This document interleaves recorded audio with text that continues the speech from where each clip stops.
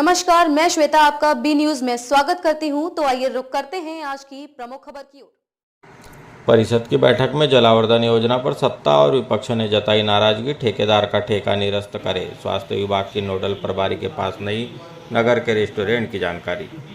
आपको बता दें, नगर पालिका परिषद बालाघाट की 6 माह बाद बैठक 12 फरवरी को नगर पालिका अध्यक्ष भारती सूरजी सिंह ठाकुर की अध्यक्षता और नगर पालिका उपाध्यक्ष योगेश बिसेन, नेता प्रतिपक्ष योगराज कारो लीलारे, विधायक प्रतिनिधि शफकत खान, प्रभारी सीएमओ और परिषद सभापति एवं पार्षदों की उपस्थिति में आहुत की गई। बैठक में रखे गए 28 प्रस्तावों में 26 प्रस्ताव पर सत्ता और विपक्ष की सहमति से प्रस्ताव पारित कर दिए गए, तो 2 प्रस्ताव भवनों एवं भूमियों के कर योग्य संपत्ति मूल्य का निर्धारण और वित्तीय वर्ष में संपत्ति कर नहीं पटाए जाने पर 50% की छूट नहीं देने जैसे नागरिक विरोधी प्रस्ताव को नागरिकों के हित में अस्वीकृत कर दिया। तो वहीं शहर में स्वच्छता को लेकर भी विपक्ष हमलावर रहा। सुपरवाइजर को हटाने, कचरा गाड़ी की अनुपलब्धता, लेबरों की संख्या को लेकर विपक्ष ने सत्ता पक्ष को जमकर घेरा। परिषद की बैठक में हास्यास्पद यह रहा कि स्वच्छता नोडल प्रभारी ने से जब रेस्टोरेंट की जानकारी पूछी गई तो वह होटल के नाम बताने लगी, जिससे जब सुधारा गया तो वह रेस्टोरेंट की जानकारी नहीं दे सकी, जिस पर प्रभारी सीएमओ ने आश्वस्त किया कि वह जल्द ही इसकी जानकारी जुटा लेंगे। वैसे भी नगर में स्वच्छता के हाल इतने बुरे हैं कि स्वच्छता के नाम पर शहर में सफाई कम और गंदगी ज़्यादा दिखाई देती है। आपको बता दें, परिषद की बैठक में मोती उद्यान में चिड़ियाघर के साथ ही नगर में पौधारोपण का प्रस्ताव पास किया गया। इसके अलावा गुजरी और इतवारी बाजार को व्यवस्थित करने, यहां जर्जर हो चुके दुकानों के नवनिर्माण और कॉम्प्लेक्स निर्माण पर सहमति बनाई गई ताकि नगरपालिका की आय हो सके। इसके अलावा निर्माण और अन्य विषयों पर चर्चा सकारात्मक रही। वहीं नगरपालिका ने दीपावली में लगने वाली फटाका दुकान और नगरपालिका से मिलने वाले भवन नामांतरण शुल्क बढ़ाकर दुकानदारों और नागरिकों की जेब को हल्की करने का काम किया है। जहां फटाका दुकानों का शुल्क प्रति दुकान 120 रुपये से बढ़ाकर 500 रुपये कर दिया गया है, तो वहीं भवन नामांतरण शुल्क 350 से बढ़ाकर 1000 रुपये कर दिया है।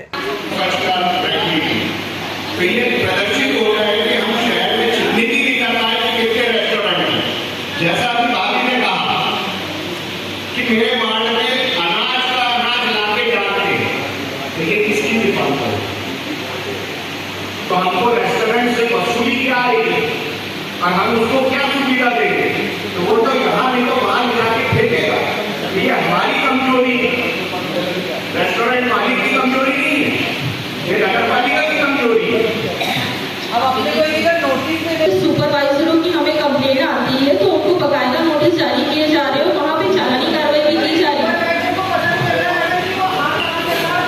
देखो, सुपरवाइजर की ड्यूटी नहीं है, क्योंकि हमने पहले भी चर्चा कर चुके कि सुपरवाइजर वार्डों से जो भी कंप्लेंट आती है कि इनके द्वारा इतनी मात्रा में कचरा बहाया जा रहा है, या उनको ड्राइवरों से पता चलता है कि इतने बड़ा कचरा दे रहे हैं,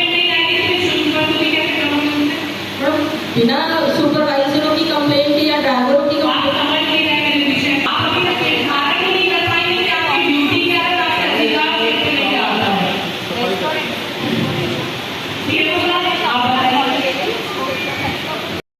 लाने का काम हमारा है, बंदीदा करना नहीं करना। आपने सही तोड़े, मगर परिषद में प्रस्ताव लाने से पहले संज्ञान में लाना जरूरी है कि ये स्वच्छता तो बराबर लगातार चल रहे हैं, लेबर भी चल रहे हैं, पर कचरा गाड़ियों की समस्या है कि बहुत साल पुरानी हो चुकी है, तो उसको रिपेयर करने में हमको ज़्यादा फंड की भी आवश्यकता पड़ रही है और रिपेयर जल्दी नहीं हो पा रहे हैं। तो अभी नई गाड़ियाँ आ रही है, तो कुछ वार्डों में तो गाड़ियाँ बिल्कुल नहीं है, तो वहाँ देने की बात चल रही है, कल शायद आने वाली ऐसा है। तो 4 गाड़ियाँ पहले आएगी, फिर 16 गाड़ियाँ फिर बाद में आएगी। तो जो वार्ड चिन्हित है उन वार्डों में बांटने के लिए दिया जाएगा। शादी हाल तो चिन्हित हुए, लेकिन शहर में कितने रेस्टोरेंट्स चल रहे हैं।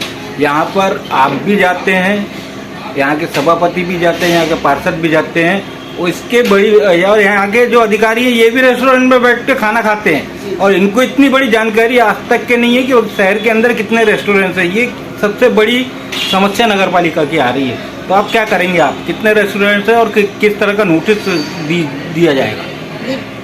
कर्मचारियों की जो गलती है उसे मैं मान रही हूँ कि उन्हें सभी तुरंत तत्काल में उन्होंने जवाब नहीं दिया। फिर भी कुछ जगह जैसे जानकारी की जो है तो नए तो हर दिन प्रतिदिन बनते रहते हैं, है ना। तो जिन रेस्टोरेंट से वो वसूली करी उसकी जानकारी उससे पता था, वो उतना बता रही थी, है ना। बाकी जो और भी जो नए बने उनकी तो कुछ जगह जैसे क्या होता है कि जहाँ अपन वसूली के लिए जाते हैं तो कुछ लोग जो ही उसके ऊपर प्रेशर डाल करके कह देते हैं कि नहीं वहाँ पे मत लीजिए, ऐसा कुछ मतलब होता है। इसलिए हम उसके पक्ष में नहीं हैं, क्योंकि हम ये चाहते हैं कि सभी से वसूली की जाए जिससे हमारे नगरपालिका का लाभ हो। गृहिणी है आप, आपको मालूम होना चाहिए रेस्टोरेंट या किचन जो रहता है उसमें से हवा पास होने की जगह होना चाहिए। जितने भी रेस्टोरेंट चल रहे हैं इनने अपना किचन रोड के तरफ कर दिया, जिससे आने जाने वालों को मिर्ची की धूस लगती है और कई घटनाएं भी हो चुकी हैं। और इसको लेकर क्या करेंगे आप, कौन से कदम उठाएंगे? उसके लिए विशेष कदम यही है कि उनको नोटिस दे करके 2 से 4 बार हिदायत दिया जा रहा है, नोटिस भी दिया जा रहा है और उनसे वसूली की जाए ज्यादा से ज्यादा। नहीं, जो रेस्टोरेंट का मुंह है, जो किचन है, वो जो रोड की तरफ किया गया है, जो आम लोगों को परेशानी का सबक बन रहा है, मिर्ची की धूक आती है, उससे लोगों को कैसे नहीं अधिकारी को भेज करके उसके लिए तत्काल करने के लिए बोला जाएगा। अभी आज मुझे पता चला है कि कुछ जो आप जैसे बता रहे हैं कि भाई रोड के तरफ उसका किचन का मुंह है करके। अब चाहे हम लोग तो रेस्टोरेंट में खाने जाते पर देख नहीं पाते ना कि उसका किचन किधर, ये नहीं देखने गया ना मैं तो, है ना। इसलिए मैं ये कहूँगी वो नोडल अधिकारी से कि भाई उस किचन को मतलब देख करके उसके ऊपर नोटिस दे, कार्रवाई की जाए। ये उसके पक्ष में मैं भी रहूँगी, क्योंकि सभी आम जन को से तकलीफ है। अभी पेशी घर तक लेकर लगातार शिकायत मिल रही कि वो ध्यान नहीं दे रही है ना रेस्टोरेंट पर ना सफाई पर। ऐसे अधिकारी पर कार्रवाई क्यों नहीं करी आपको? कार्रवाई कर रहे हैं ना भैया, लगातार प्रीति करते की शिकायतें मिलते जा रही कि वो काम नहीं करते देखते। खुद पार्षद ये बात रख रहे हैं, कब तक ऐसे अधिकारी पर कार्रवाई की जाएगी? भैया वो कार्रवाई करने जाती हैं। अब कुछ लोग जो है उससे, अब मैं उसके बारे में ना मैडम लोगों से पूछ के बता दूंगी, है ना। माननीय विधायक श्रीमती अनुभा मंजारी जी द्वारा मुझे यहाँ विधायक प्रतिनिधि नियुक्त किया गया था और परिषद की आज पहली बैठक थी। बैठक में जो विषय सूची लाई गई थी उस विषय सूची पर परिषद के सम्मानीय सदस्यों द्वारा चर्चा की गई और कुछ बातें जो विषय सूची में दी हुई थी, जहाँ कुछ ऐसा समझ में आया और अध्यक्ष जी की परमिशन के बाद जहाँ मुझे सुझाव रखना पड़ा वहाँ पर मैंने अपने सुझाव रखा है और परिषद के हित में, जनता के हित में जो जनता को लाभ मिल सकता है उन सुझावों को परिषद ने भी अमल में लाया है। कौन से प्रमुख सुझाव जो आपने? जिस तरीके से परिषद में प्रस्ताव आए थे कि टैक्स से संबंधित प्रस्ताव आए थे, तो जो जनता के हित में था उसको परिषद ने जनता के पक्ष में निर्णय लिया है। उसको एक बात ये भी देखी जा रही है, आपके द्वारा रेस्टोरेंट की जानकारी मांगी गई थी लेकिन कर्मचारी के पास इसमें जानकारी नहीं है। क्या मानते हैं कर्मचारी लापरवाही पूर्वक काम कर रहे हैं? इस बात को अध्यक्ष महोदय ने भी माना है और जो शहर में स्वच्छता की जो बात होना चाहिए, स्वच्छता के जो प्रभारी हैं, नोडल अधिकारी है, अगर उस व्यक्ति को इसके संबंध में जानकारी नहीं है तो उस चीज़ को लिए अध्यक्ष जी ने भी निर्देश दिया है और परिषद के अन्य सदस्यों ने भी निर्देश दिया है, जिसपे हमारे जो आज के प्रभारी सीएमओ उन्होंने भी 1 सप्ताह के भीतर जानकारी उपलब्ध करने की बात कही। मूल समस्या आ रही है जलवर्धन योजना 2010 में जो योजना नगर पालिका को दी गई थी, पीएचई विभाग ने बनाया था, वो पूरी जीर्ण हो चुकी है। यदि इस स्थिति में ये फिल्टर प्लांट बंद होता है तो आने वाले समय में बालाघाट जिले की जो संख्या है 5000 का बनाया हुआ फिल्टर प्लांट अभी जिंदा है और जो 50,000 लोगों के लिए बनाया गया था वो 10 साल में खंडित हो गया। जो आपने कहा 2010 में स्वीकृत हुआ फिल्टर प्लांट, उसके बाद 2016 में नया फिल्टर प्लांट बना है। नवीन जल आवर्धन योजना जो अभी चालू है उसी के संबंध में सम्मानित सभी पार्षदों ने बात रखी है और जिस तरीके से नए फिल्टर प्लांट की जो आप बात कर रहे हैं वो अभी कार्य करने में है, शुरू है, उसमें प्रगति पे चालू है। शहर में जनता को उससे पानी मिल रहा है।